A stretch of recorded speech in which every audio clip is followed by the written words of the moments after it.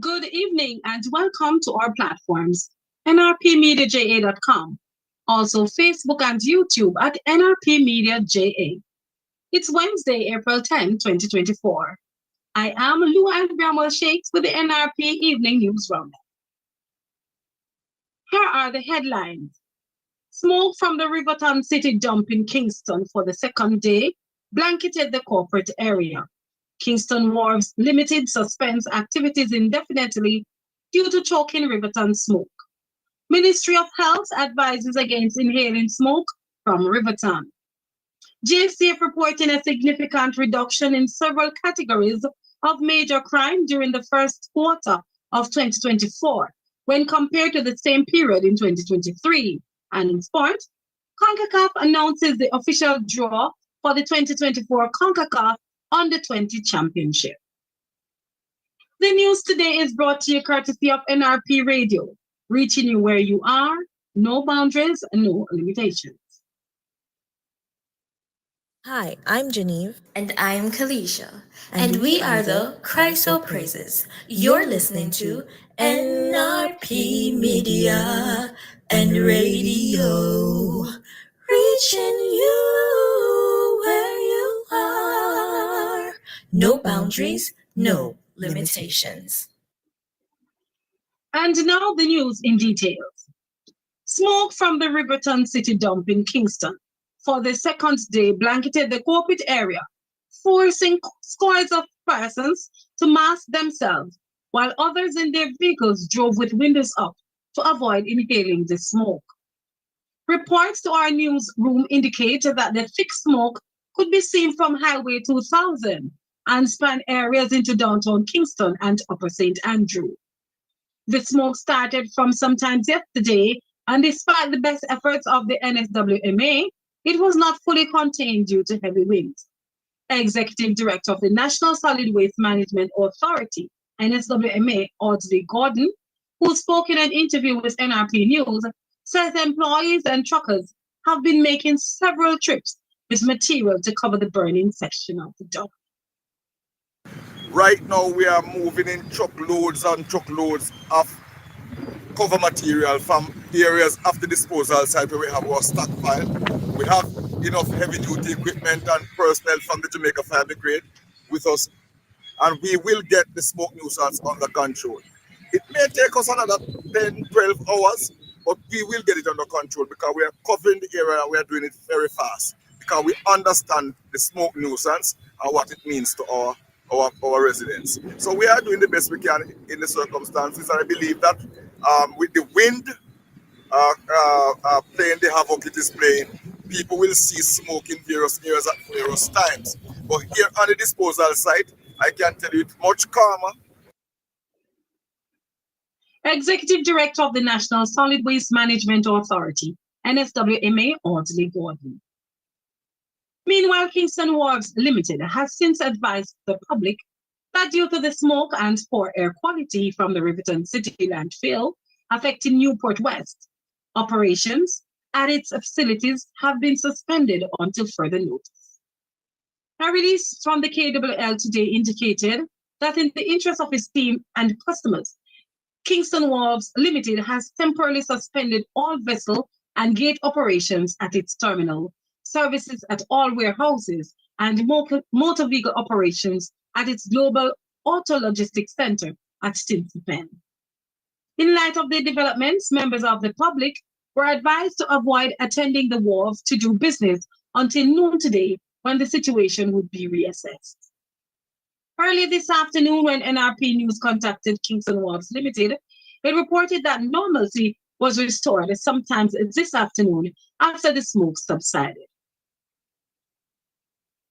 Furthermore, the Ministry of Health and Wellness also advises members of the public to take precautions against smoke inhalation following news of a fire at the Riverton landfill in St. Andrew. The Ministry of Health reminded persons with respiratory illnesses such as asthma and other vulnerable groups, including pregnant women, to limit exposure by reducing outdoor activity. Closing windows and doors was recommended until the air quality improves. Chief Medical Officer of Health, Jacqueline Bisesa McKenzie, says caregivers should look out for signs of distress among infants, children, and the elderly. Persons in the surrounding communities in Kingston and St. Andrew and St. Catherine are asked to limit outside activities as much as possible. All persons should wear a mask outdoors and indoors if necessary. Persons prone to respiratory problems should be particularly careful. Have your rescue medications available, and if you are on medications, make sure to take them. Visit the health facility early if you are having problems. Healthcare facilities should be prepared for increased numbers over the next few days, as persons who are now being exposed may run into problems later. As a result of these exposures, persons may experience headaches, dizziness, skin irritation, runny nose, itchy runny eyes, cough, wheeze, shortness of breath. It is best to avoid exposure as best as you can. Chief Medical Officer of Health, Jacqueline Bisesa McKenzie. She says members of the public must seek medical attention if experiencing shortness of breath, excessive coughing, wheezing, or tightness in the chest. She also warned health facilities to be on the lookout for respiratory type illness as a result of the smoke in the corporate area. Meanwhile, the Ministry of Health and Wellness has made legal deposit of the third edition of the Jamaica Health and Lifestyle Survey to the National Library of Jamaica at a ceremony held recently in Kingston. This deposit also signals the launch of the full report to the public. The Jamaica Health and Lifestyle Survey report, which aims to provide up-to-date estimates of Jamaica's health status across the leading public health issues affecting the nation, can be accessed from the ministry's website at www.moh.gov.jm/JHLS3. A national deposit will ensure that the data is properly stored and easily accessible as a reference point for future Jamaicans. Speaking at the deposit and launch ceremony, Minister of Health and Wellness Christopher Tufton congratulated all those involved in the research and publication of the report. He said the importance of health education and promotion cannot be overstated in a country where 70% of its population dies from NCDs that are at least 80% preventable. He said that it was this hope that by depositing and providing this information to future generations, the country can make a real and tangible impact towards saving lives. Councillor Hubert Williams, the opposition deputy spokesperson on agriculture and fisheries, has called attention to what he says is a critical issue concerning the functionality of the fumigation chambers within the complex at the Kingston Export Complex, situated at the Norman Manley International Airport. According to Mr. Williams, traditionally, the Kingston Export Complex operates 2 functional fumigation chambers. However, for approximately 1 year, only one of these chambers has been operational, causing considerable inconvenience and financial loss to exporters in the eastern region. He said the current scheduling system for fumigation has been exasperating the issue further, as with limited operational capacity, exporters of niche products like Scotch bonnet pepper have been facing significant constraints. For instance, he says, due to conflicting schedules, exporters can only ship Scotch bonnet pepper to the USA on Wednesdays, despite the peak shipping day being Thursdays. Certain agricultural products such as Scotch bonnet pepper and yam require mandatory fumigation to acquire phytosanitary or pre-clearance certificates for entry into the United States. Fumigation serves as a crucial pest control measure for many exporters. Mr. Williams pointed out that the current situation has become untenable for exporters, resulting in substantial financial losses and a potential long-term market disadvantage. He said that with competitors like the Dominican Republic ramping up Scotch bonnet pepper production, Jamaica risks losing significant market share in the USA. The opposition deputy spokesman says it is imperative for the government to take swift action to rectify this issue and support local farmers and exporters, as failure to address this systematic problem promptly will continue to cripple the agricultural sector and jeopardize Jamaica's position in the global market. The Jamaica Constabulary Force, the JDF, is reporting a significant reduction in several categories of major crime during the first quarter of 2024 when compared to the same period in 2023. Commissioner of Police Kevin Blake, at the JCF's virtual quarterly press briefing on Tuesday, April 9, yesterday pointed out that notably, murders have decreased by 13%, shootings are down by 4%, and rape cases have declined by 38%. We have more in this report. As it relates to property crimes, break-ins saw a decrease of 17%, while robberies remain unchanged at 171 cases.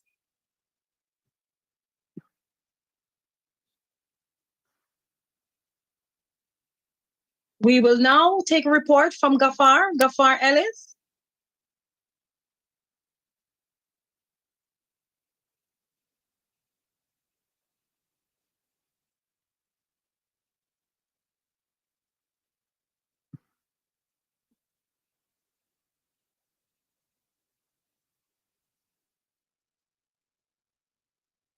We will continue. Apologize for that. Dr. Blake noted that further that arrests and charges for major crimes has seen a 9% increase, which he said is a clear indicator of the JCF's commitment in holding perpetrators accountable and delivering justice for victims.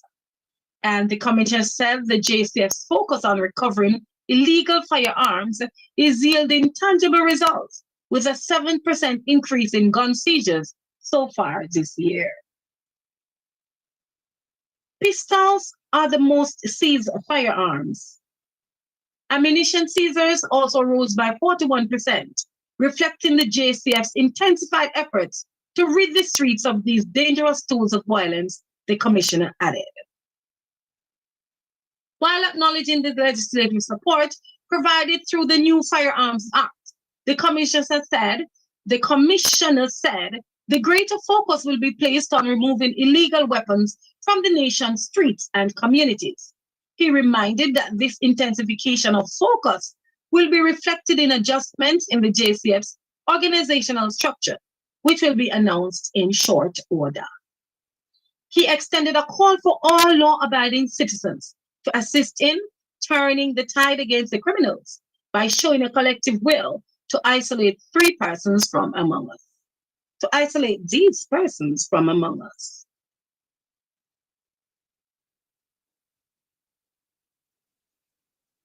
A fifth man has been charged in relation to an ongoing investigation in which 8 American children were removed from a facility in St. Elizabeth by the Child Protection and Family Services Agency. The operator of the facility is scheduled to be questioned by the police tomorrow, April 11th. Charged with cruelty to a child is 23-year-old Damien Herrera, otherwise called True Juice, of Gordon Penn, St. Catherine. Herrera joins 4 men who were previously charged with the offenses of assault occasioning bodily harm, cruelty to child, and assault at common law. They are 39-year-old Edison Morris of Great Bay District, 51-year-old Courtney Wigan of Sandybank District, 31-year-old O'Dane Maxwell, footballer of Holland Village, and 33-year-old Carson Cox of Sandybank District, all in St. Elizabeth. All 5 men were granted bail in the sum of $350,000 each when they appeared in the St. Elizabeth Parish Court yesterday, April 9. They are scheduled to reappear on Monday, May 13th. The investigation continues. 43-year-old Damian Mays of Waterlane, Falmouth in Trelawney, was charged with rape following an incident in Rock District, Trelawney, on Monday, March 18.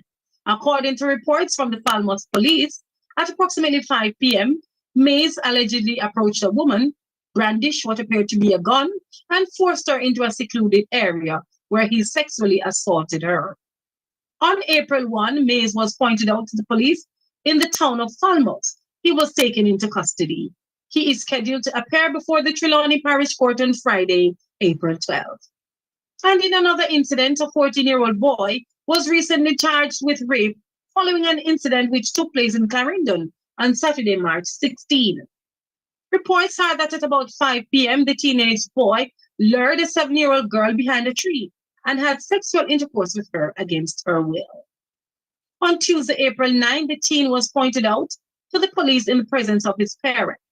He is scheduled to appear before the Maypen Parish Court in April. The Christiana police have laid several charges against 3 Manchester men who were held in relation to a robbery at a bar in Finegrass District in the parish on Sunday, April 7.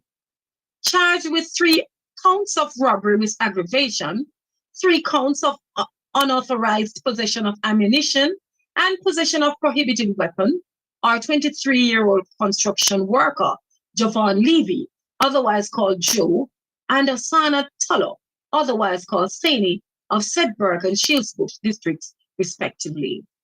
They are co-accused 19-year-old Shamar Foster, otherwise called TJ, of Ballinger district, also in the parish, had the charges laid against him. Reports from the police are that about 9 p.m., 2 men, one armed with a firearm and the other with a crowbar, held up and robbed patrons of an undetermined sum of cash, cell phones, liquor, and 3 poker machines with a combined value of over $2 million before escaping in a waiting Toyota Voxy motor vehicle. The police were alerted and they managed to intercept the getaway car along the Sedberg Main Road, also in the parish. The vehicle was searched and 2 cellular phones were recovered. The men then led the police to an abandoned building in Hopewell community, where a 9mm pistol with a magazine containing 3 rounds, as well as other stolen properties, were recovered.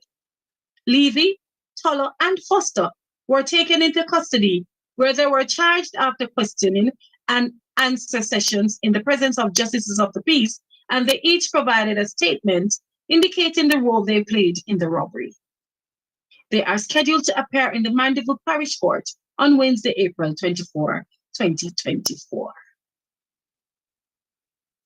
You are listening to news on NRP Radio, your primary Christian source for news, sports, and the weather on nrpmediaja.com, reaching you where you are. No boundaries, no limitations. Hi, I'm Genevieve. And I'm Kalisha. And we are the Christ Praises. You're listening to NRP Media and Radio. Reaching you where you are. No boundaries, no limitations.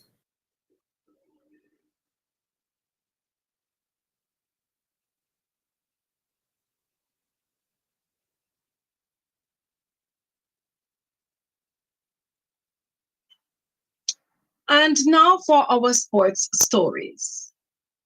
We kick off on football.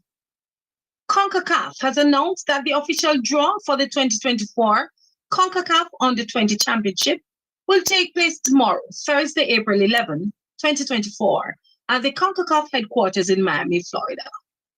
In this made-for-TV event, the men's Under-20 national teams participating in the tournament's group stage will be divided into 3 groups of 4. Fans can follow all the action starting at 11 a.m. Eastern Time on CONCACAF.com and the Confederation's social media platforms.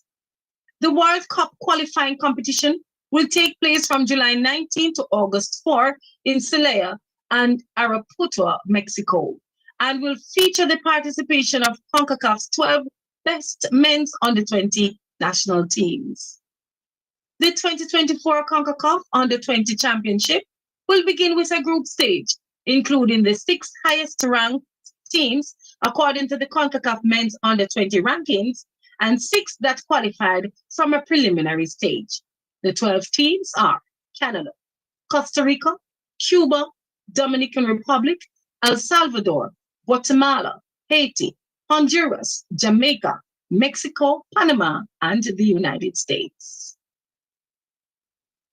Meanwhile, Liverpool manager Jurgen Klopp says he hopes, and I quote, "nothing gets between us and the supporters," unquote, amid a fan protest about the club's ticket price rise. Supporters groups say there will be no flags on the cup for the first leg of Liverpool's Europa League quarterfinals against Atlanta on Thursday. It follows the club raising the price of season tickets and members' tickets by 2% for next season. Klopp says as long as people are there, it's all good. He added that, and I quote, "I understand the concerns and the discussions. We want to have the people in the stadium and we want to make it available for everybody. We are and that's end quote. We are a self-sustaining club. Every pound we make goes back into the football club. I understand 100% where the supporters are coming from, and I am sure they will find a solution," he said. Finally, on cricket, Somerset have signed South African seamer Miguel Pretorius for 6 red ball matches this season. The 29-year-old will join the club ahead of their second county championship fixture for the season against Surrey on Friday at 11 BST. Pretorius had a spell last summer with Durham and has taken 165 wickets in 65 first-class matches. He was named in the Proteas Test squad in 2020 and their T20 squad a year later, but has not made his debut. That's sports in our NRP Evening News Roundup.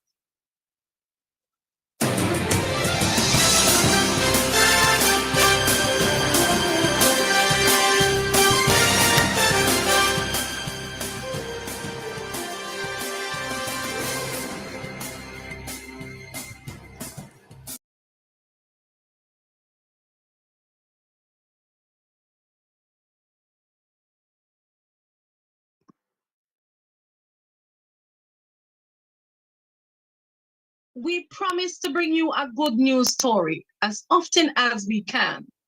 If you know of or are aware of any event or person whose good story we should highlight, please send this information to our email address at nationalreligiousmediaja@gmail.com or call or WhatsApp 876-336-9928. That's the local news and sport. Stand by now for the latest international news, courtesy of the Voice of America. This is VOA News. I'm Joe Ramsey. Amid increasing worries in the Asia-Pacific region about China's long-term intentions toward its neighbors, U.S. President Joe Biden hosted Japanese Prime Minister Kishida Fumio at the White House on Wednesday. Details from VOA's chief national correspondent, Steve Herman in Washington. Alongside Biden, Japan's Prime Minister Kishida told reporters he intends to strengthen his country's defense forces through acquisition of counterstrike capabilities and increasing the military's budget. Japan and the United States and Australia will create a network system of air, missile, and defense architecture. The two leaders on Thursday are to be joined by the president of the Philippines, Ferdinand Marcos Jr., for a summit. Their talks are to focus on how they can better protect the Philippines as China more aggressively asserts its territorial claims in the South China Sea. Steve Herman, VOA News, Washington. U.S. President Joe Biden urged Hamas militants on Wednesday to accept the latest proposal for a temporary ceasefire in Gaza in exchange for the release of some hostages held by Hamas, a U.S. designated terrorist group. They need to move on the proposal that's been made.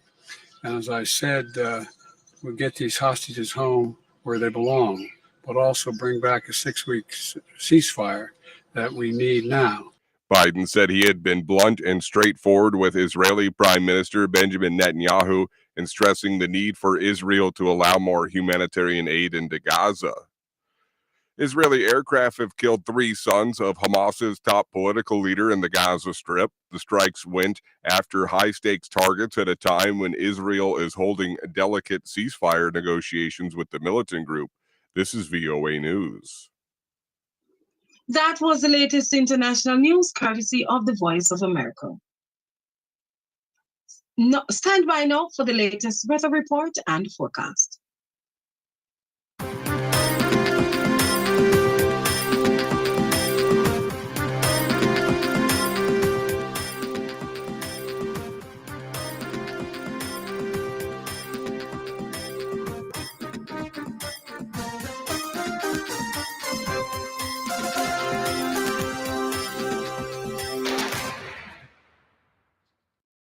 The National Meteorological Service is reporting that there's a significant feature of a ridge across Jamaica. The ridge is expected to persist across the island until tomorrow, followed by a trough on Friday. Additionally, a low-level jet stream in the vicinity of Jamaica is expected to continue producing windy conditions, particularly during the afternoon up until Friday. In our 24-hour forecast, tonight will be fair. Tomorrow morning, expect mainly sunny conditions. Tomorrow afternoon, partly cloudy to occasionally mostly cloudy, especially across eastern parishes. Windy elsewhere. In our 3-day forecast after tomorrow, Friday will be mainly sunny in the morning, partly cloudy and windy in the afternoon. Saturday, mainly sunny mornings and partly cloudy in the afternoon. Sunday will be partly cloudy with isolated showers across eastern parishes. Other current regional weather features: a dissipating cold front across the central Caribbean. Minimum temperatures expected for Kingston tonight, 24 degrees Celsius. Minimum temperatures expected for Montego Bay tonight, also 24 degrees Celsius. That is the latest weather report and forecast on NRP Radio. With that, we've come to the end of our news presentation for this evening. But before we go, here are the headlines once again. Smoke from the Riverton dump in Kingston for the second day blanketed the corporate area. Kingston Wharves Limited suspends activities indefinitely due to choking Riverton smoke. Ministry of Health advises against inhaling